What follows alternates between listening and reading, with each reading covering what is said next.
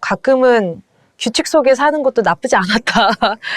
제가 사연 보낸 줄 알았어요. 저도 너무 이러고 있어서 저도 부모님 보고 싶어지네요.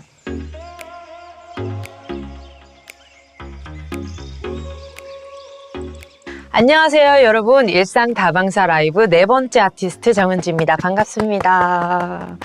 네, 오늘은 다방과 함께 노래로 만들어볼 사연을 읽어보러 왔는데요. 2021년 5월의 주제는요, 비로소 어른입니다. 자취를 하다 보면 어른이 됐다고 느끼는 경우가 좀 많아지는데요. 보내주신 사연들을 같이 읽어보면서 노래로 만들어볼 사연을 한번 만나보도록 하겠습니다. 안녕하세요. 자취하면서 성장했다, 나 좀 한다 생각할 때가 여러 번 있는데 청소나 빨래도 있지만 그 중에서도 단연 벌레를 때려잡을 때입니다. 세상에. 그때 나도 어른이구나 싶어요. 처음 첫 자취 때 나온 벌레 보고 울며 불며 전화하고 난리였는데 이제는 막 잡는답니다. 제가 성장한 건지 나이가 든 건지 점점점. 후후. 벌레는 저도 아직 잘 도전 못하겠어요. 도전을 해야 하는 부분인지도 잘 모르겠지만 그 날파리 정도는 이렇게 하면 되는데 모기나 날파리는 괜찮은데 진하게 까만 친구들은 저는 좀 아직 무섭습니다. 너무 싫어. 아무튼 우리 정혜진님 엄청 용감하신 분인 건 너무 알겠습니다. 자취를 하면서 비로소 어른이라고 느꼈을 땐 부모님께서 해주시던 당연한 것들이 당연하지 않은 것들이 되어 혼자 해결해 나갈 때입니다. 기본적인 밥, 빨래, 청소부터 전등 수리, 가구 조립, 가전제품 수리 등등의 상황에서 부모님의 부재를 느끼며 제가 어른이 되었다는 생각이 듭니다. 자취하기 전엔 집에 가면 부모님이 하루 일과를 듣고 걱정해 주시며 위로와 격려를 해주셨죠. 이젠 전화기 넘어 제 목소리만 들으셔도 걱정해 주시지만 저는 혹여 나를 걱정하실까봐 괜찮은 척하며 애써 말을 아낄 때 어른이 되어간다는 걸 느꼈습니다. 더 이상 어리광을 부릴 수 없는 어른인 거죠. 글솜씨가 없어 두서없이 말을 써내려갔지만 이 사연을 쓰면서 다시 부모님이 보고 싶어지네요. 부모님 감사합니다. 제일 공감되는 건 그거예요. 걱정하실까봐 괜찮은 척하는 거. 근데 이걸 부모님이 항상 다 알고 계시더라고요. 부모님도 아마 그렇게 애써 괜찮은 척 하는 것들을 많이 보고 대견해하고 계시지 않을까라는 생각도 좀 듭니다. 저도 부모님 보고 싶어지네요. 관리비 낼 때? 솔직히 어른 되고 싶다라는 생각도 많이 안 해봤고요. 제가 생각하는 어른의 이미지는 따뜻한 이미지는 아닌 것 같아요. 지금 자취하고 있죠. 지금 자취하고 있고 자취한 지 4년 차? 처음에 자취 시작했을 때 밥 해먹고 집에 어떤 반찬, 어떤 냉동식품이 우리 집에 적절할까 고민들을 정말 많이 했었어요. 근데 막상 고민해봤자 다 시켜 먹긴 하더라고요. 보통 자취하면서 비로소 어른이라고 느끼게 되는 순간들을 떠올리면 혼자 모든 것을 다 해야 할 때겠죠? 몇 달 전 저는 나 진짜 어른이다 라고 확 와닿는 경험을 하게 되었는데요. 네, 저는 지금 전세 보증금을 돌려주지 않는 집주인과 전세 보증금 반환 소송을 하고 있답니다. 살다 내가 법정 소송까지 하게 되는 날이 오다니 이건 진짜 어른의 세계다. 나는 이제 진짜 어른이 돼버렸다 싶었죠. 저는 힘을 내어 이 위기를 극복해볼게요. 자취하시는 분들 모두 계약서는 꼭 꼼꼼히 알아보고 안전하게 계약하세요. 진짜 왜 안 주는 거야? 이거 봐줘야 되는데 왜 안 주는 걸까요? 상세한 내용을 모르니까 너무 답답하다.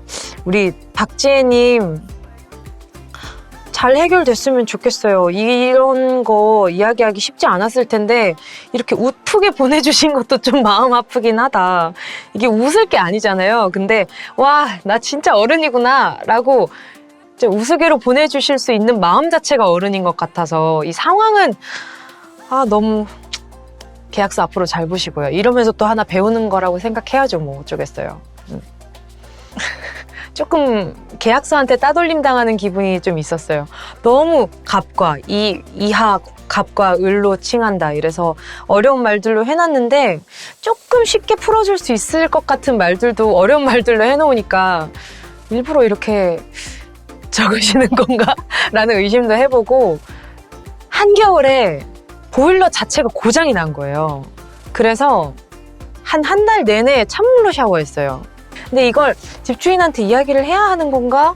아니면 나 혼자서 해결을 해야 하는 건가? 이런 것부터 좀 많이 막히기는 하더라고요. 결국에는 그냥 제 사비로 그냥 수리를 하고 나중에 말씀드리니까 말씀하시지 그러셨어요. 이렇게 말씀해 주시더라고요. 그래서 그 이후로는 이야기해야 하는 거구나. 또 하나 배웠어요. 네. 저는 공과금을 계산하면서 가계부를 적을 때 좀 어른 같다 라는 생각을 20살 때 처음 했습니다. 어렸을 때 엄마가 전기세랑 가스비가 이번 달에 왜 이렇게 많이 나왔는지 몰라 라고 말할 때마다 공감하지 못했는데 이제는 너무 공감이 돼요. 같이 가계부를 적고 있어요. 공과금은 내가 사용한 만큼 나오는 돈이지만 가끔 누가 우리 집에 몰래 들어와서 사용하고 가나 싶을 정도로 많이 나와서 식겁하면서도 절약해야겠다 라는 생각을 매번 합니다. 그치. 어렸을 때 내가 많이 봤던 어른의 모습을 내가 하고 있을 때 내가 어른이라고 참 많이 느끼게 되는 것 같아요. 우리 민주님도 그런 것 같고 기준이 없어요. 얼마가 많이 나온 거지? 얼마가 적게 나온 거지? 그 이후로는 내가 전월 대비 이 정도 썼구나라는 비교가 고지서에 같이 나오잖아요. 그래서 그거랑 비교하면서 지난달보다 조금 많이 썼네?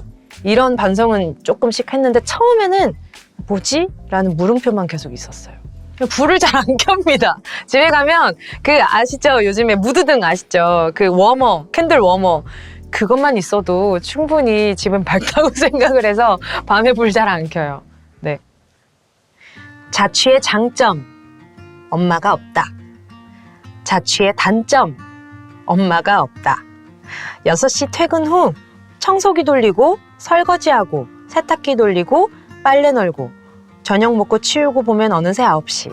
집안일이 이렇게 힘든데 같이 있을 때 엄마한테 더 잘할 걸.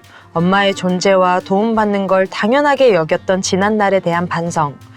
엄마가 집에 오는 날엔 빈 냉장고가 엄마의 사랑으로 꽉꽉 채워진다. 혼자 먹으면 얼마나 먹는다고. 엄마는 손이 너무 커. 힘든데 편히 쉬고 반찬은 사 먹을게. 라고 말하면 엄마는 뭘 사 먹어. 엄마가 해주면 되는데. 어느덧 엄마도 나이를 먹고 앙상해진 우리 엄마. 나만 나이 먹는 줄 알고 아직도 난 엄마에게 어리광만 부린다. 같이 있을 땐 느끼지 못했던 소중함과 애틋함, 미안함, 부족했던 딸이 철들어감을 느끼는 하루하루. 제가 사연 보낸 줄 알았어요. 저도 너무 이러고 있어서. 그렇잖아요. 엄마가 반찬을 하시는 게 그리 얼마나 수고스러운지를 알아서 하지 마, 왜 해? 라고 얘기를 하지만 막상 또 해주면 안 먹는 것도 아니면서 꼭 해주면 한 소리 해요. 미안하면서 고마우면서 이런 게 공존하는 이런 순간들이 소중한 것 같아요. 가장 보고 싶을 때 그냥 퇴근할 때 반겨주는, 솔직히 집에 있을 때도 그렇게 퇴근할 때 엄청 왔어 이러진 않았어도 그냥 그 자리에 있어주는 그 존재만으로도 너무 좋았던 것 같아요. 혼자 살아보니까. 지은님이랑 비슷한 맥락인 것 같은데 장점은 내 마음대로 할 수 있다는 거죠. 그것마저도 장점이자 단점일 수밖에 없는 게 내 마음대로 할 수 있어서 가끔 더 혼자라는 생각이 들 때가 많은 것 같아요. 너무 내 마음대로 할 수 있으니까 누군가 입댈 사람이 없으니까 가끔은 규칙 속에 사는 것도 나쁘지 않았다 이런 생각이 들 때가 있거든요. 그래서 항상 자취의 장단점은 외로움과 그렇지 않음의 경계선에서 항상 왔다 갔다 하는 것 같아요. 네, 오늘 여러분이 보내주신 사연들 다 읽어봤는데 어떠셨나요? 저는 오늘 내가 기억하지 못하는 순간에 사연을 보낸 적이 있었나 싶었을 정도로 다 제 사연 같고 너무 공감이 됐었거든요. 그래서 많은 분들이 또 보시면서 맞아, 나도 그래 라는 생각을 하면서 보시지 않았을까 라는 생각이 들었어요. 저는 선지희님이 보내주신 사연이 가장 기억에 남았는데요. 당연한 일들이 당연하지 않게 된다는 말이 정말 공감이 많이 됐습니다. 아마 자취를 하는 많은 분들이 현실적으로 공감 많이 하셨을 것 같은데 이 사연이 노래로 만들어지면 어떨지 참 많이 궁금해집니다. 여러분도 궁금하시죠? 저는 그럼 곧 일상다방사 라이브로 다시 찾아오도록 하겠습니다. 많이 기대해 주세요. 안녕.